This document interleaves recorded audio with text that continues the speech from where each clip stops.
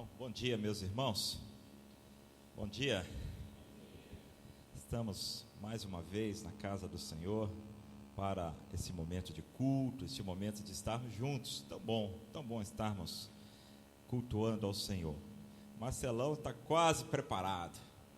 Quase, está chegando, Marcelão. Aquelas perguntinhas básicas, pastor Selmir, né? Está conosco o pastor José Manuel. Já foi membro dessa igreja, conhecido de alguns, eu não o conhecia. Seja muito bem-vindo, pastor. Está de férias e aí está conosco nesta manhã. Também pastor Valdir Soares, nosso missionário, cacique. Ele cuida de todas as missões indígenas. Então está conosco também, pastor Valdir. Acho que temos mais alguns irmãos visitando também, não é? Quem está nos visitando, só levante a sua mão assim, não precisa ficar com vergonha não. Mas quem está nos visitando, levante a sua mão assim, está ali uma irmã. Então, se você está próximo aí de alguém que está nos visitando, levante aí um pouquinho, dê um abraço, dê as boas-vindas aos nossos visitantes, pastor Zé Manuel, pastor Valdir, a irmã que está ali, não sei se temos mais alguém, às vezes fica com vergonha de levantar a mão, mas sejam todos muito bem-vindos aqui à nossa igreja, a Igreja Batista Missionária do Maracanã. Falei com o pastor Alexandre essa semana e ele pediu para transmitir o abraço aos irmãos e ele já está com saudade dos irmãos. E no dia 25, se Deus quiser, ele já estará de volta, não é isso, pastor Selmir? No dia 25, se Deus quiser, já estará de volta. E meus irmãos, o pastor Selmir tem estado à frente da igreja durante esse período de férias do pastor Alexandre. E como o pastor Selmir tem trabalhado, se esforçado, se dedicado, se empenhado. E nós queremos também, pastor Selmir, agradecer ao Senhor por isso e como igreja reconhecer esse trabalho do irmão também, nos liderando neste momento das férias do pastor Alexandre. Vamos abrir as nossas Bíblias, irmãos, no livro de Êxodo.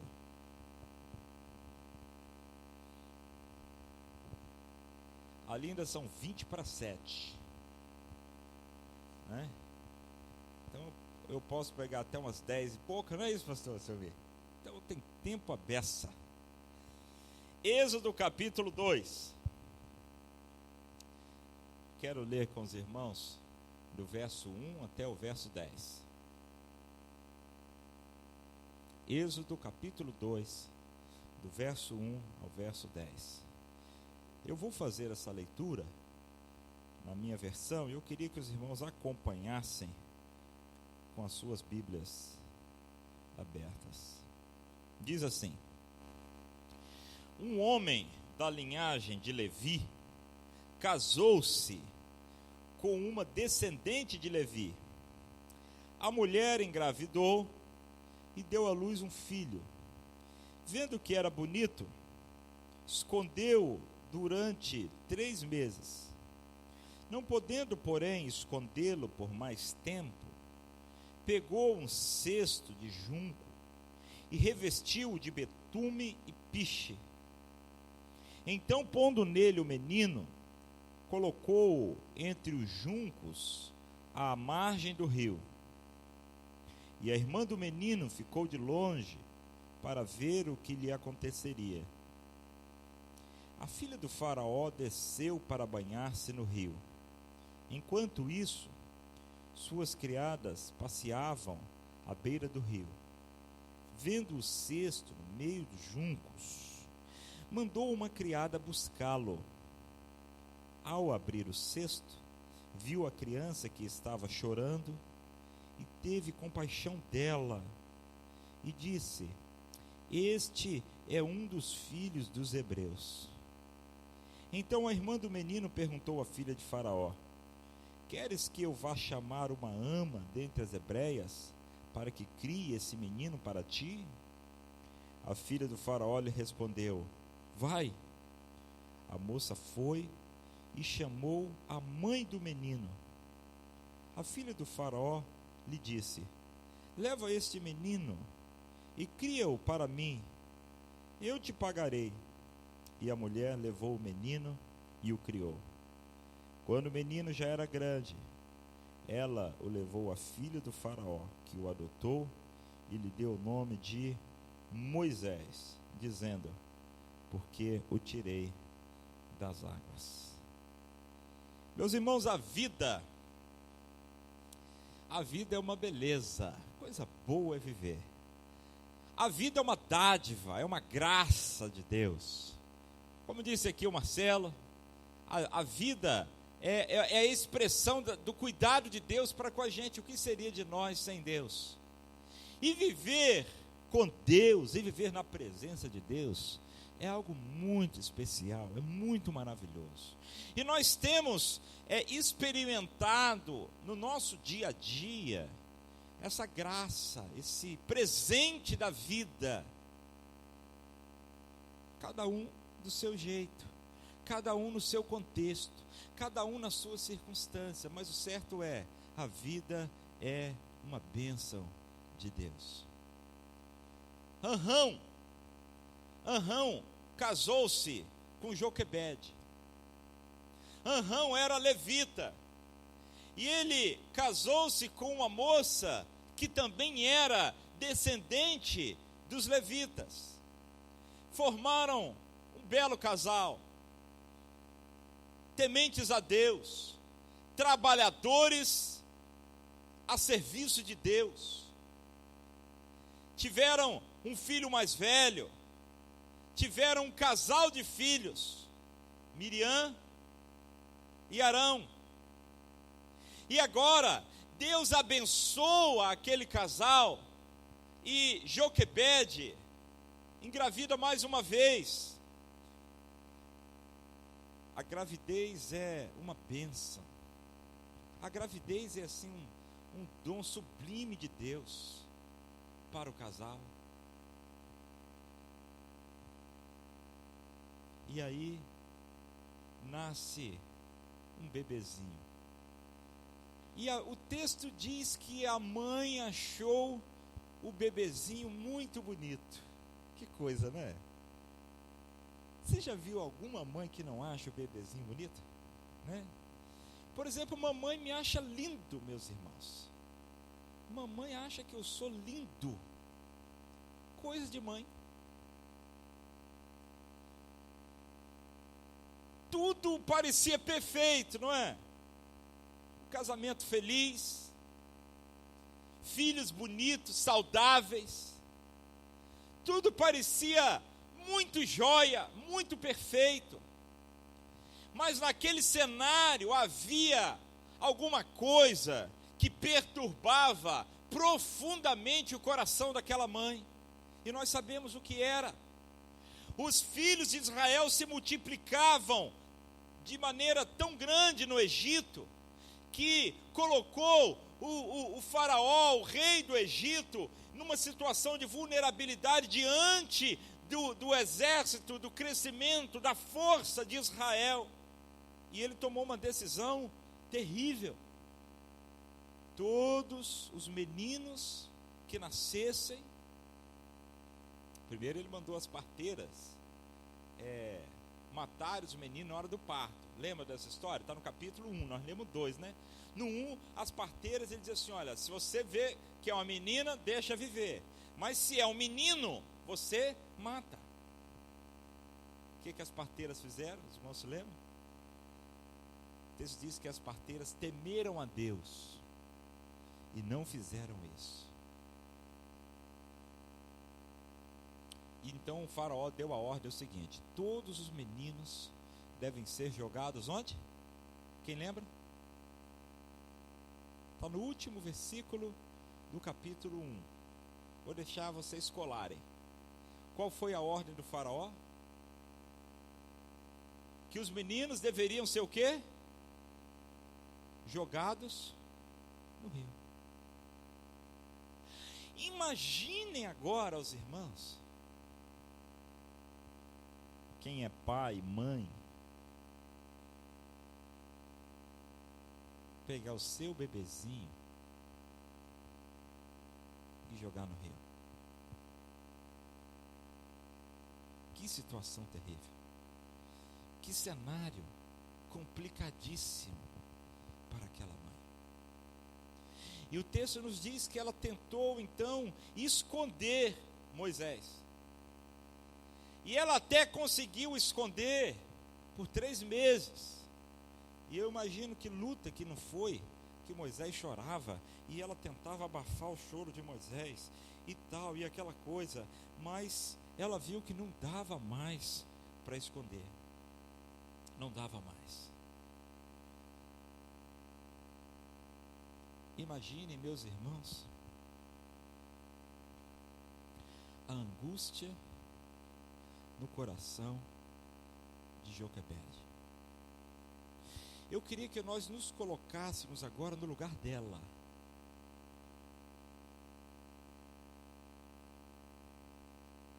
Você tendo que jogar o seu filhinho no rio. O mundo acabou para Joquebede. Era aquela situação em que ela estava completamente sem chão. Perdeu a graça com tudo. Aí alguém chegava e dizia assim: olha, o Flamengo ganhou. Ela queria saber se o Flamengo ganhou, se perdeu. Olha, a seleção brasileira levou de 7-1 da Alemanha. Eu quero saber disso. Eu estou preocupado com algo muito mais importante. Meu filho, eu terei que jogar no rio.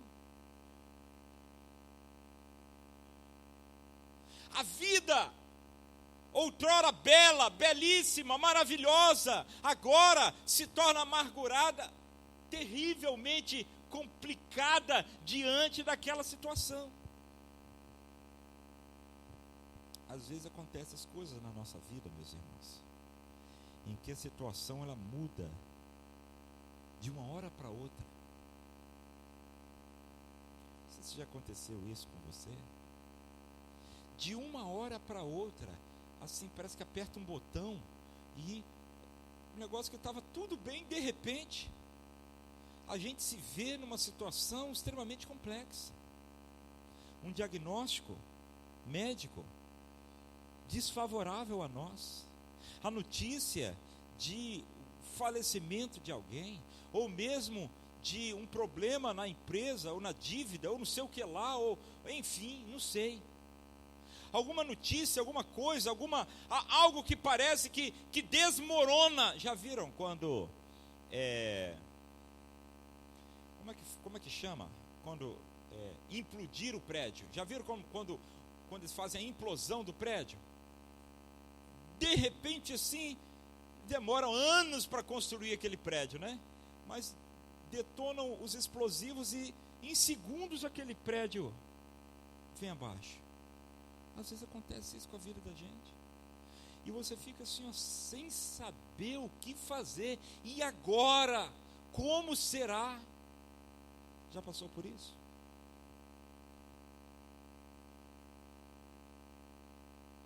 Às vezes, a gente se desespera em situações como essa. E aí, como estava dizendo aqui o Marcelão, se não é Deus na vida da gente, o que seria de nós?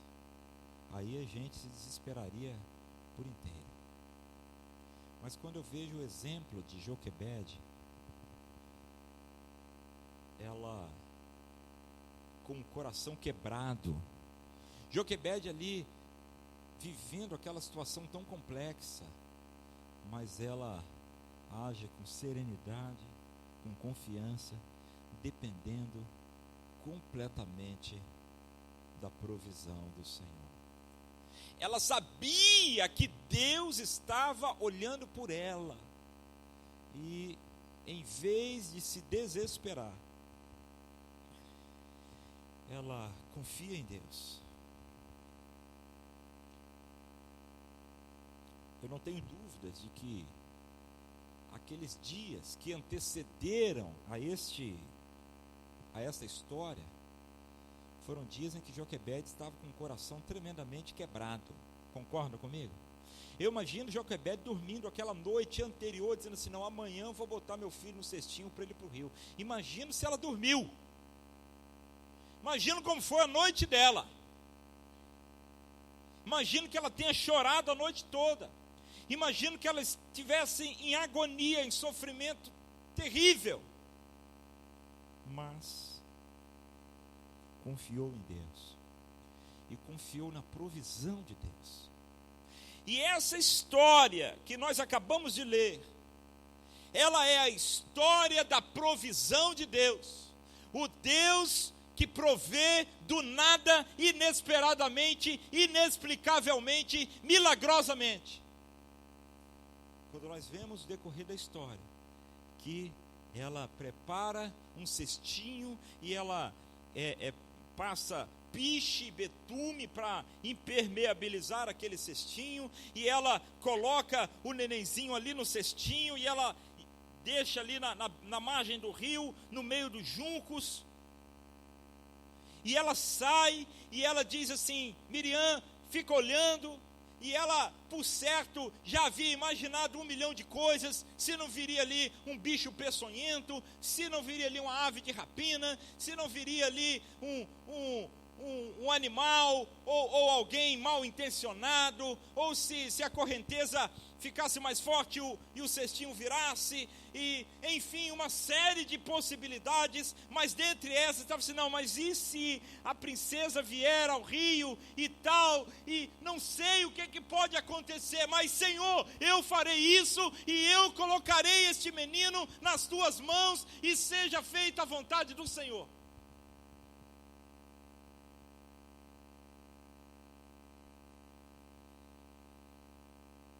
E aí depois, Deus vem, faz com que a filha de Faraó venha se banhar, as suas criadas veem o cestinho, e a filha de Faraó vai lá e acha o menino bonitinho, e diz assim, eu queria criar esse menino, não queria jogar esse menino no rio não.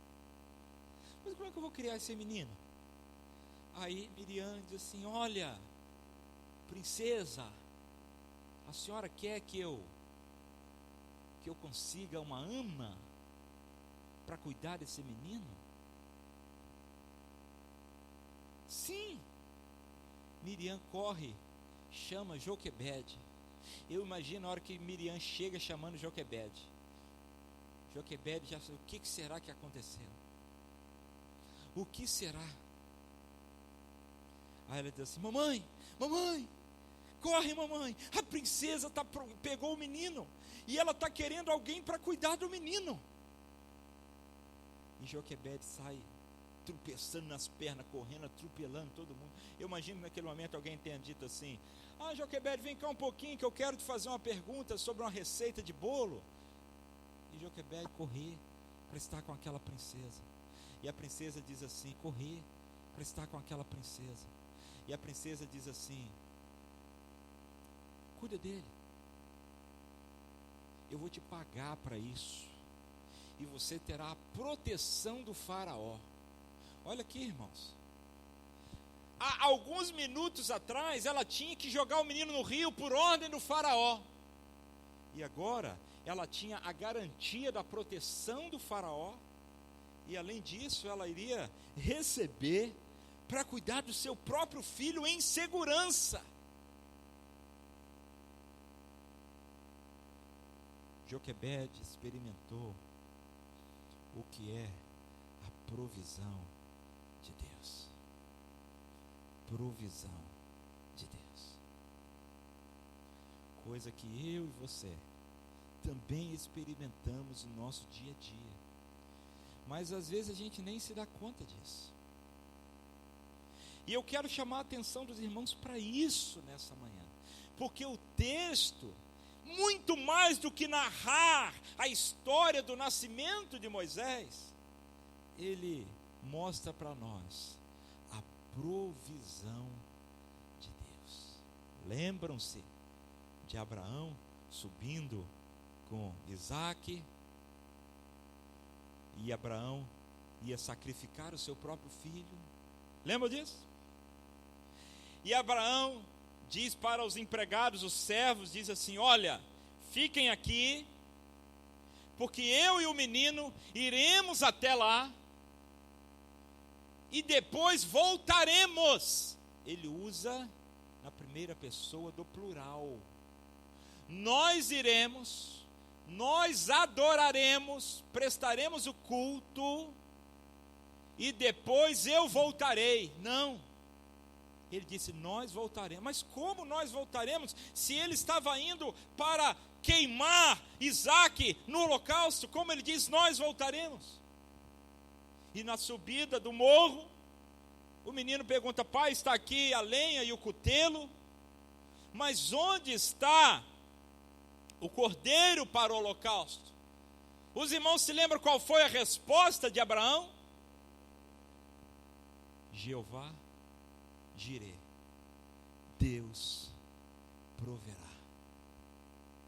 E é esse Deus provedor que cuida de nós, nos mínimos detalhes,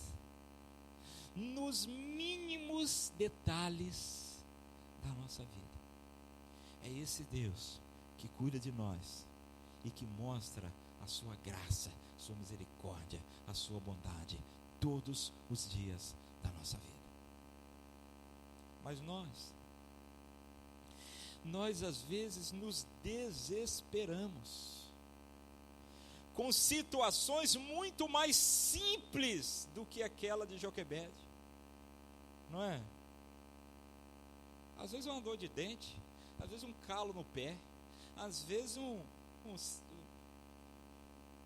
carro que quebrou, pneu que furou, e a gente se desespera. E devemos entender que Deus é provedor. O tema dessa manhã é dependendo da provisão de Deus.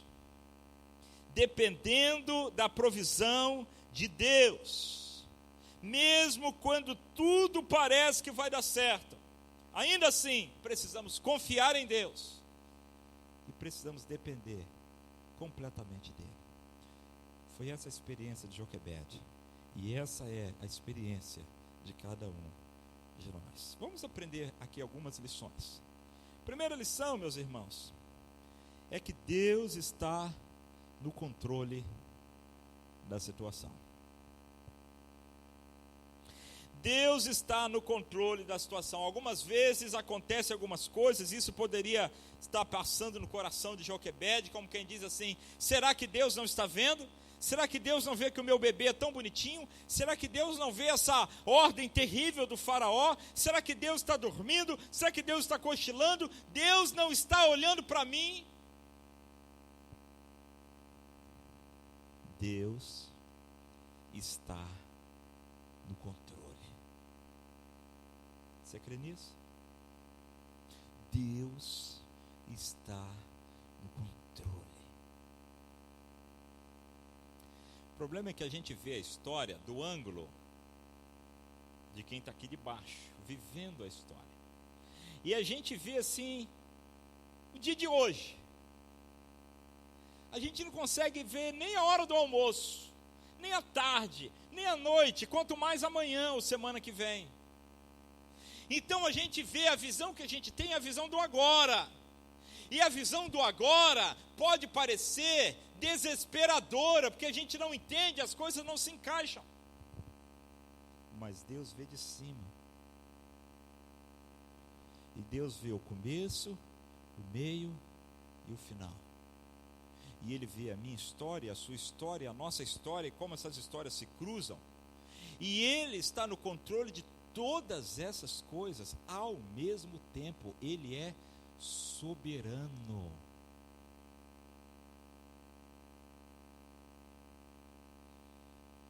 A gente lê a história de Joquebede hoje, é tranquilo, né?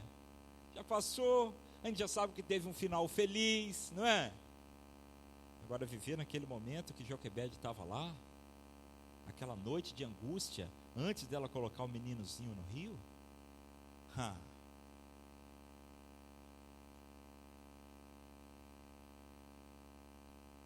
é igual você assistir um jogo de futebol. Quando você assiste um jogo de futebol ao vivo,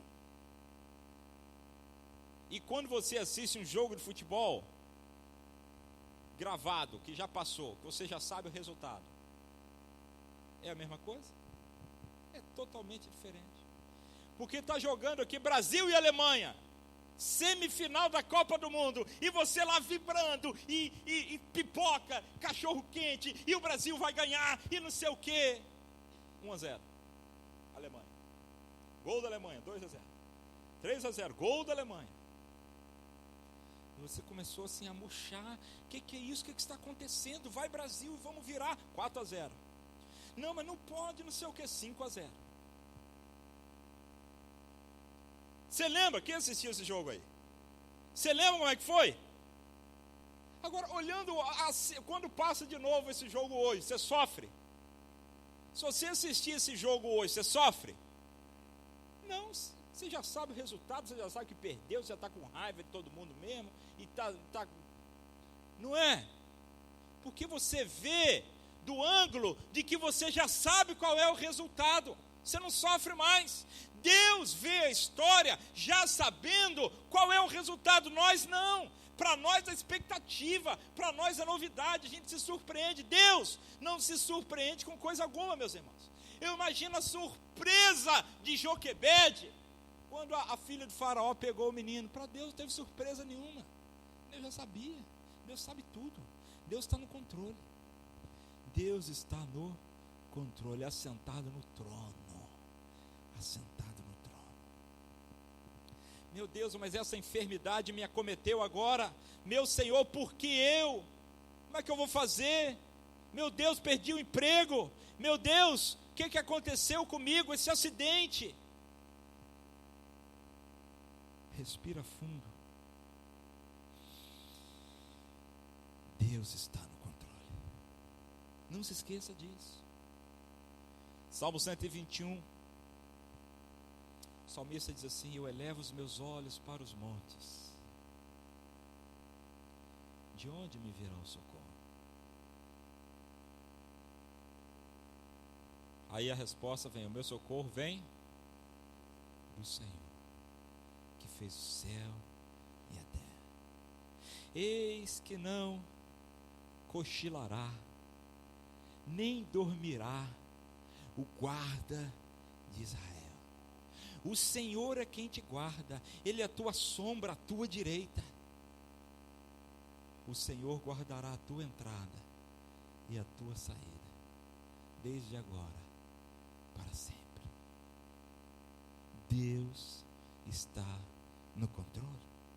Mateus capítulo 10, o Senhor Jesus, conversando com os discípulos, Ele disse assim: não se vendem 2 passarinhos por 1 cetil, quer dizer, uma moeda mais desprezada, 1 centavo, suponhamos assim. Não se vende 2 passarinhos por 1 centavo. E não cai nem um passarinho do céu, sem que Deus permita. Vocês por acaso não valem muito mais do que muitos passarinhos? Jesus está dizendo: se Deus tem cuidado dos passarinhos, se Deus tem o controle dos passarinhos, não cuida muito mais de vós, homens de pequenina fé? E Ele diz: até os cabelos das vossas cabeças estão todos contados, e nenhum cabelo cai. Isso para mim é um alento. Nenhum cabelo cai sem que Deus permita. Ele está no controle absoluto. Nossa vida, meus irmãos, não é um barco à deriva.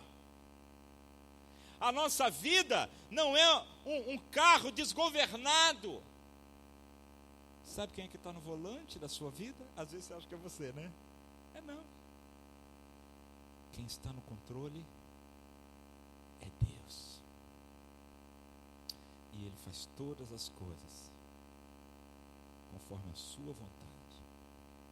E a vontade dEle é boa, agradável e perfeita. Mas pastor, como é que é agradável se eu estou doente? Como é que é agradável se meu marido me deixou? Como é que é agradável se eu perdi meu emprego? Como é que é agradável se aconteceu esse acidente? Agradável para ele.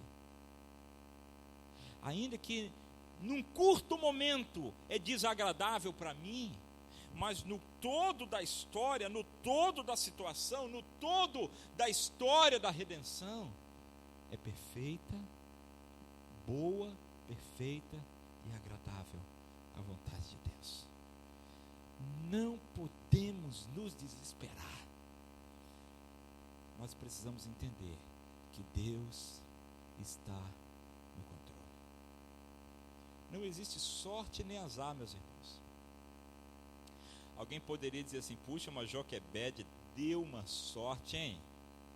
Deu uma sorte daquela filha do faraó e tomar banho naquele lugarzinho ali, naquela hora, mas que sorte!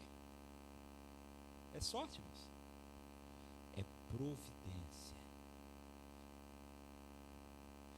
Deus acordou aquela filha de faraó a tal hora da manhã, colocou nela o desejo de tomar um banho naquela manhã, porque a filha do faraó não tomava banho todo dia não, irmão. Não vem com essa história não, porque naquela época a cultura não era essa não. Era um banho assim, um aqui, outro, um na vida, outro na morte. Aí ela levantou com vontade de tomar banho. Aí as servas, as criadas foram com ela. E aí disseram assim: vamos naquele lugar para lá. Por acaso?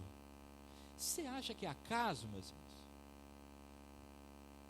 Os irmãos acham que foi por acaso? Aquilo tudo era a mão de Deus controlando. Essa história da providência de Deus nos mostra o quanto Deus está no controle de todas as coisas. Nada foge ao controle de Deus. Por mais difícil que seja a sua situação, ou inesperada a situação que você possa estar atravessando, ou mesmo uma situação mais inexplicável, mais sem sentido, mais indesejada, lembre-se, Deus está no controle. Amém? Amém ou não? Segunda lição é que Deus tem propósitos em todas as coisas. Quando a gente está dependendo da provisão de Deus, em primeiro lugar, a gente sabe que Deus está no controle. Segundo, a gente sabe que Deus tem propósitos. Olhando hoje a história de Moisés, a gente vê como aquilo tudo se encaixou depois. Não é verdade? Ele foi para o palácio, ele foi instruído, ele estudou as leis, ele estudou os códigos amoráticos, ele estudou aquele monte de coisa, aritmética, ele se formou liderança, ele se tornou um homem forte, um homem... E tudo aquilo Deus iria usar para quê? Lá em Atos 7, 22, Estevão pregando, ele fala isso, que ele estudou a ciência do Egito e tudo aquilo tinha um propósito, que Deus queria usar a vida de Moisés. E desde o nascimento, Deus já queria mostrar para Moisés quem é que estava no controle da situação. E a gente vê Moisés depois lá no deserto. Em tudo, Deus tinha propósitos. E às vezes a gente faz aquele tipo de pergunta assim: mas por que isso? E por que comigo? E por que logo agora? E a gente vem com um monte de porquê para Deus, né? A gente está vendo a história daqui, Deus está vendo a história de cima. A gente só sabe agora, Deus já sabe o final. Como diz lá na roça, pastor Selmir, enquanto você vem com milho, eu já venho com, como é que é o negócio? Com fubá. Você vem com milho, Deus já vem com um fubá. Aliás, Deus vem com fubá não, Deus vem já com a broa pronta. Ué. Deus está vendo lá na frente.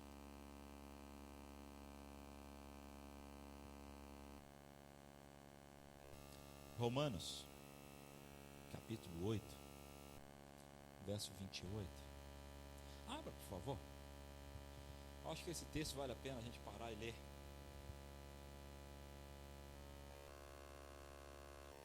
É um dos meus versículos favoritos, que me traz assim um alento, uma certeza, uma segurança muito grande. Eu tenho certeza que os irmãos também gostam dele. Romanos 8, 28. Um irmão poderia ler bem alto, por favor?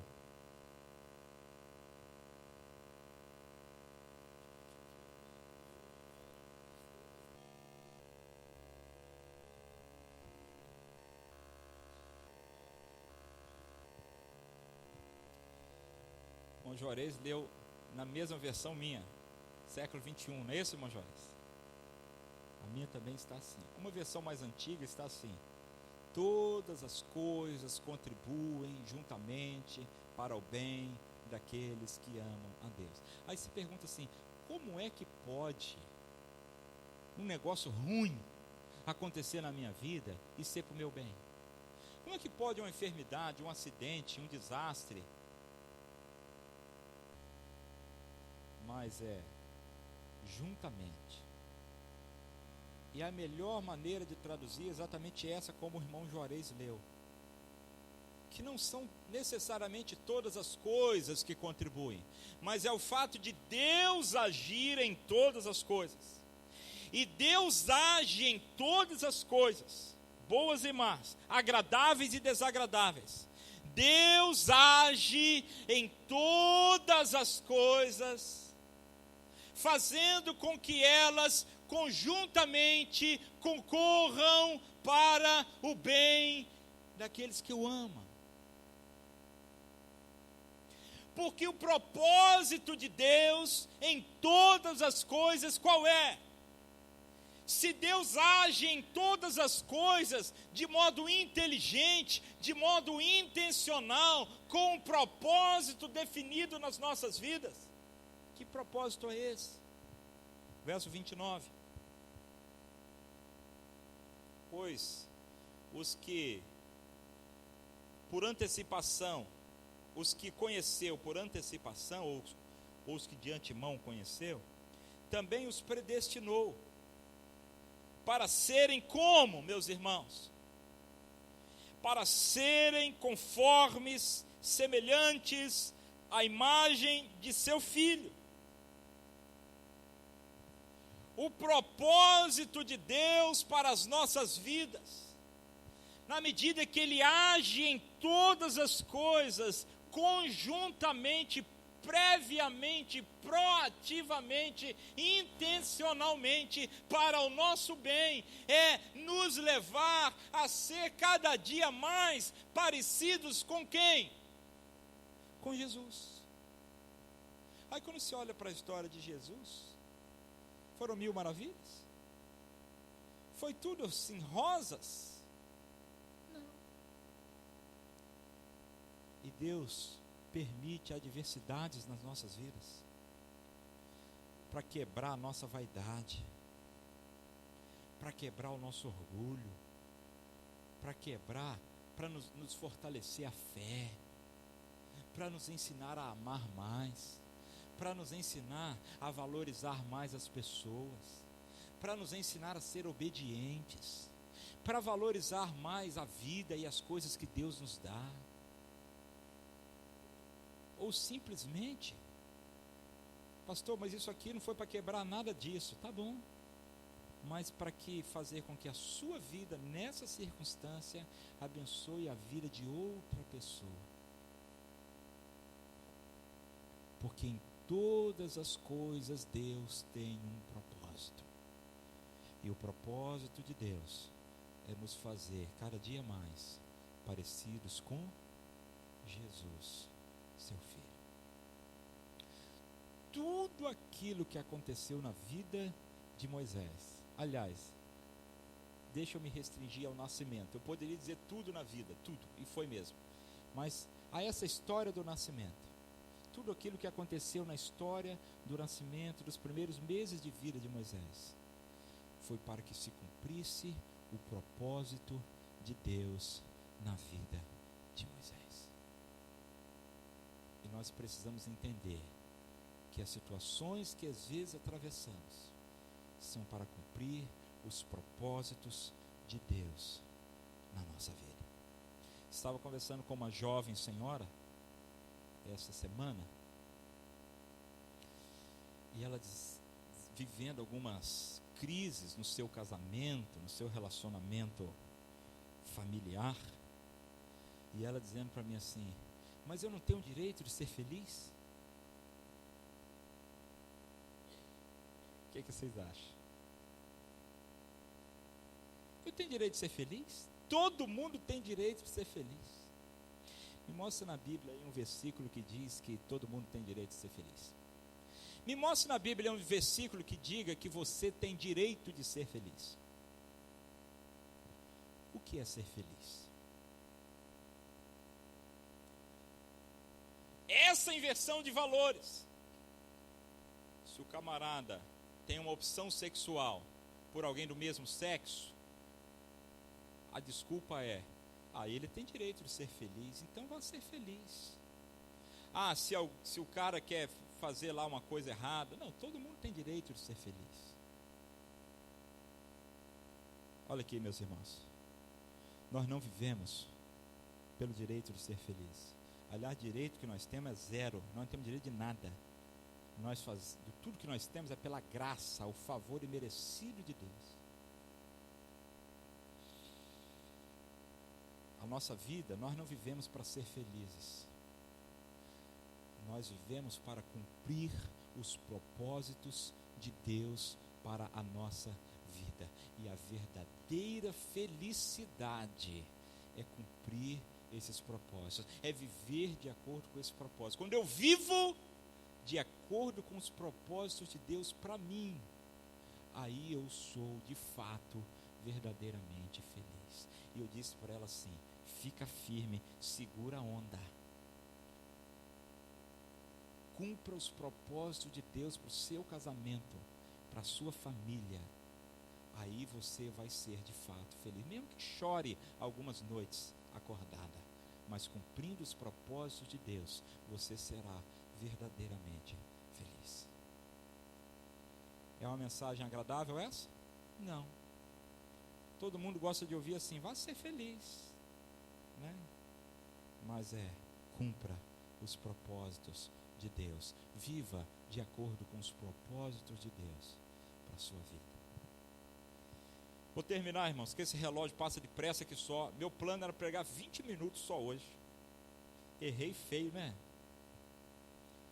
Nós dependemos da provisão de Deus. Em primeiro lugar, sabendo que Deus está no. Segundo, sabendo que Deus tem o quê? Propósitos para todas as coisas. E em terceiro lugar, e último, Deus age de modo inesperado para surpreender todo mundo.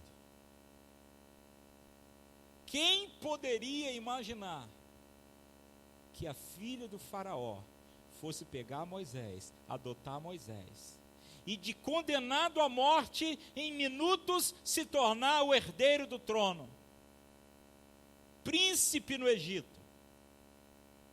Que virada, que Deus extraordinário.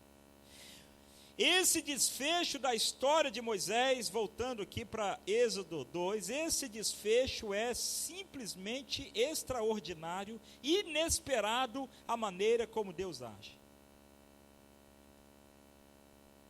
E é assim que ele faz. Vamos pensar em Moisés mais um pouquinho? Mais na frente, Moisés tira o povo do Egito, aquela coisa, ele está diante do mar, e ele tem o mar vermelho diante de si, o exército atrás. E agora, José? E agora, Moisés? O que é que Deus faz? Abre o mar vermelho. Meus irmãos, quem podia imaginar que o mar ia se abrir? Esse é o jeito de Deus agir. Outra hora o povo estava com sede. Moisés, estou com sede, as crianças, os velhos com sede, aquele povo murmurento, aquela confusão. Deus faz a água brotar, vocês lembram de onde? Vocês já viram rocha brotar água? Como é que nasce água da rocha? Daqui a pouco o povo está com fome e quer comida. Moisés, o que é que Deus faz? Deus faz o maná cair do céu.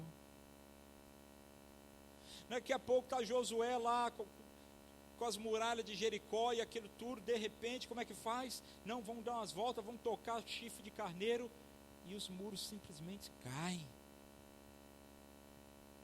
Está Daniel na cova dos leões, e todo mundo achando que os leões já tinham morrido, e comido Daniel, aqueles leões famintos. Está lá Daniel passeando no meio dos leões. É assim que Deus faz, de uma forma inesperada. Ele age, Ele surpreende o seu povo, Ele surpreende os seus servos, que Ele age milagrosamente, inesperadamente. Joga Mesaque, Sadraque, Abednego na fogueira, na fornalha, aqueça 7 vezes mais. Está lá andando, passeando no meio, e o quarto é semelhante aos filhos dos deuses. É assim que Deus faz. Agora, sabe qual é a maior expressão dessa surpresa de Deus, desse surpreender do povo de Deus? Quando Deus surpreendeu o povo com maior expressão, sabe quando foi? Quando o Filho de Deus se torna um bebezinho na estrebaria.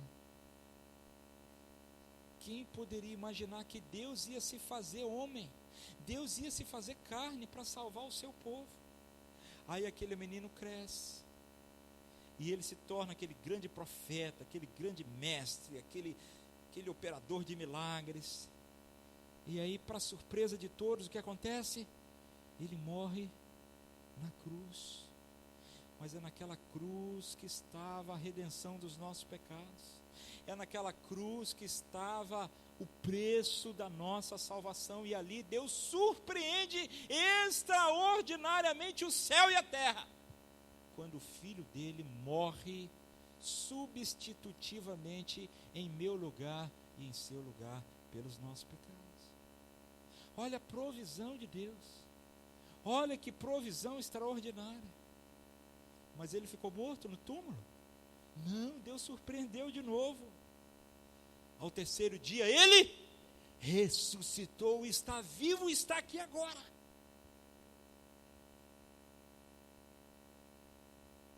Tem mais uma surpresa de Deus para nós. Ele vai voltar. A hora que ninguém esperar, ele volta. E Deus surpreende de novo.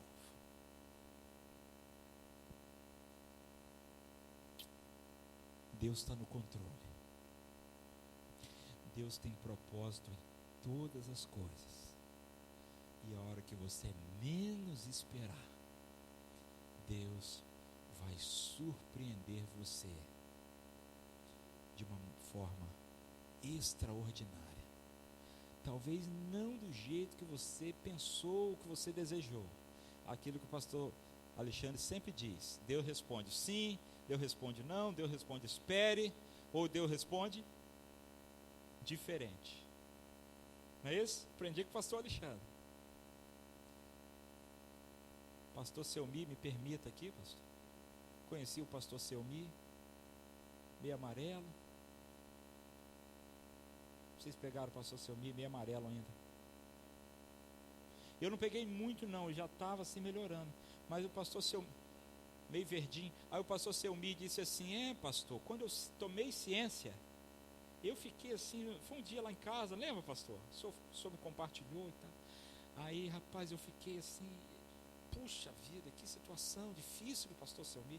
Ele disse: não, os médicos, pastor, disse que não tem o que fazer não. Então eu vou vivendo assim enquanto Deus deixar.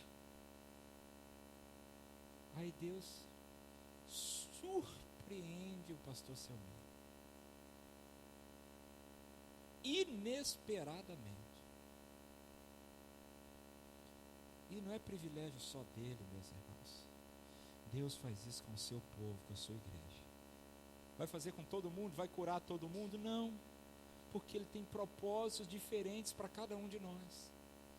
Mas nos seus propósitos, Ele sempre nos surpreende.